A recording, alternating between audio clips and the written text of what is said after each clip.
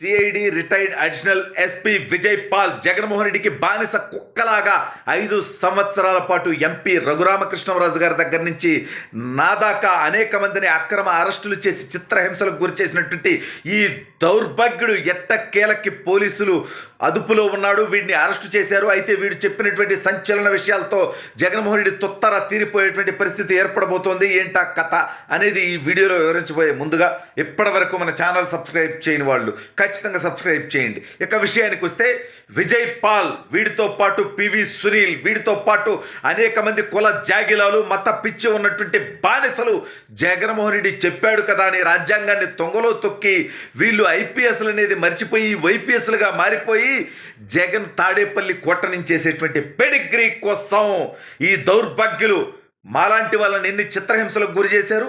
రఘురామకృష్ణరాజు గారి మీద 3rd degree ఎలా ప్రయోగించారు, అలాగే నా మీద ఎంత ఘోరానికి వీళ్ళు పాల్పడ్డారో మీ అందరికి అనేక సార్లు చెప్పాం.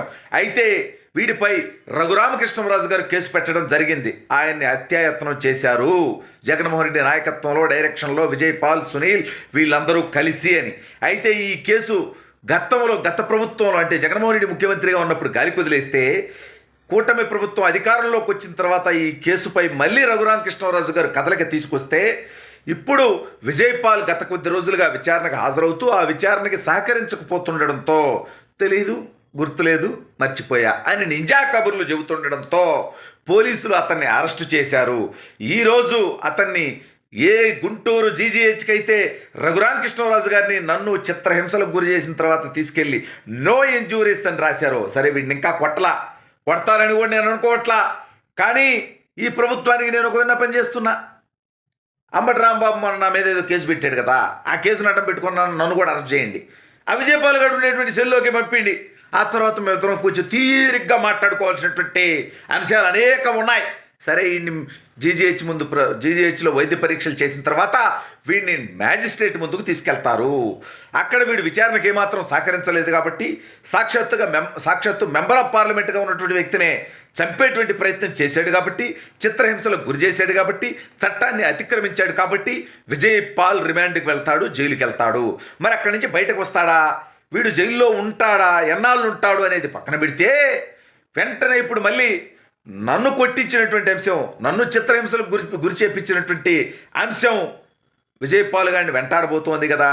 నేను అతి త్వరలో కేసు పెట్టబోతా ఉన్నా. మళ్ళీ విజయ్ పాలు, సునీలు, జగన్మోహన్ రెడ్డి నా అరెస్టులో ఎవడెవడైతే భాగస్వామి అయ్యాడో వాళ్ళందరూ కూడా అరెస్ట్ అయ్యేటువంటి రోజులు రాబోతా ఉన్నాయి. అంటే విజయ్ పాల్ లాంటి బానిస కుక్కలు వాళ్ళ బతుకులు ఏమవుతాయనేది ఆలోచించకుండా జగనే శాశ్వతంగా అధికారంలో ఉంటాడు. వీడు ఏమి చెబితే అది చేద్దాం, వీడు ఏ కేసులు పెట్టమంటే ఆ కేసులు పెడదాం, ఎవరిని అరెస్ట్ చేయమంటే వాళ్ళని చేద్దామంటే జగన్మోహన్ రెడ్డి గారి అధికారం శాశ్వతమా? ఇప్పుడు ఈ విజయ్ పాల్ మరికొద్ది రోజులు కస్టడీకి కోరతారు పోలీసులు వీడు అరెస్ట్ అయ్యి జైల్లో ఉన్న తర్వాత. ఆ సందర్భంలో జగన్మోహన్ రెడ్డి చెబితేనే చేశానని చెప్పాల్సినటువంటి పరిస్థితి వస్తుంది. ఎందుకంటే వీడి ఫోన్ కాల్ రికార్డ్స్ కానీ, దాంతోపాటు ఏదైతే గూగుల్ టేక్అవుట్ గతంలో వివేకానంద రెడ్డి కేసులో ఏదైతే వాడారో, అంటే వీడు ఇప్పుడు రఘురామకృష్ణరాజు గారిని అరెస్ట్ చేసినప్పుడు వీడు ఎక్కడున్నాడు అది చెప్పాల్సి వస్తుందిగా, అది గూగుల్ టేక్అవుట్లు తెలిసిపోద్దిగా. అలాగే నన్ను అరెస్ట్ చేసినప్పుడు వీడు గుంటూరు సిఐడి కార్యాలయానికి వచ్చింది కూడా తెలిపోద్దిగా. అలాగే అనేక రకాలైనటువంటి టెక్నికల్ ఆధారాలను వీడి ముందు పెట్టి అడిగినప్పుడు వీడు నీళ్లు నములుతున్నాడు. అయితే ఎంతకాలం నములుతాడు? విచారణకు సహకరించకపోతే జైల్లోనే ఉండాల్సి వస్తుంది.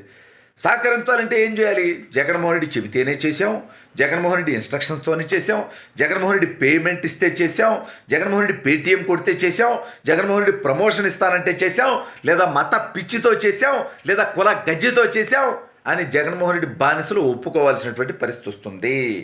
ఆల్రెడీ జగన్ బానిసలుగా ఉన్నటువంటి బోరుగడ్డ అనిలు, వాడెవడు పులివెందుల్లో వర్ర రవీంద్రారెడ్డి, వాడు భారతిరెడ్డి గారి పిఏ అంట, వాడు ఇంకా మరికొంతమంది సోషల్ సైకోలు అరెస్ట్ అయ్యి వాళ్ళు జగన్మోహన్ రెడ్డి పేరు చెప్పేటువంటి పరిస్థితి ఉండడంతో జగన్మోహన్ రెడ్డి పైన ఆల్రెడీ ఉన్న కేసుల్లో, సిబిఐ కేసుల్లో అతను అనేక సార్లు కోర్టుకు ఎగ్గొట్టుతుండడం, పైగా తన పాస్పోర్ట్ తన దగ్గర లేకపోవడం, జగన్మోహన్ రెడ్డి బయట ఉండటం వల్ల ఈ తప్పుడు పనులన్నీ చేస్తుండటంతో ఇప్పుడు అతను బెయిల్ రద్దు అయ్యేటువంటి పరిస్థితి కూడా ఉంటుంది అనేటువంటి ఆలోచనతో, అంటే తన అధికారాన్ని దుర్వినియోగం చేయడమే కదా, తను బెయిల్ పోయి బయటకు వచ్చి మళ్ళీ తప్పుడు పనులు చేయడమే కదా.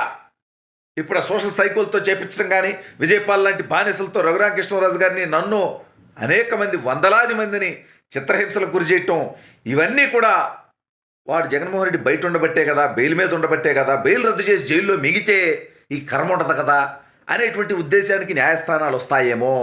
విజయపాల్ అన్నీ కుండబద్దలు కొట్టి చెబుతాడేమో.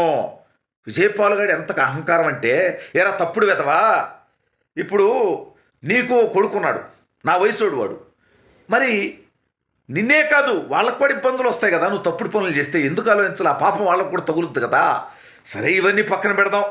ఇప్పుడు విజయపాల్ ఎప్పుడు బయటకు వస్తాడో తెలియదు, ఎప్పుడు ఏ విషయం కుండబద్దలు కొడతాడో తెలియదు. ఓన్లీ జగన్ గురించే కాదు, పివి సునీల్ గురించి కూడా బయటపెట్టేటువంటి అవకాశం ఉంది, మరిన్ని సంచలన విషయాలు బయటపెట్టేటువంటి అవకాశం ఉంది. ఇవన్నీ జరిగితే రఘురామకృష్ణరాజు గారి కేసులోనే జగన్మోహన్ రెడ్డి కూడా జైలుకి వెళ్ళేటువంటి అవకాశం ఉంది అనేటువంటి తీవ్ర ఆందోళనలో ఉన్నట్టుగా తెలుస్తూ ఉంది.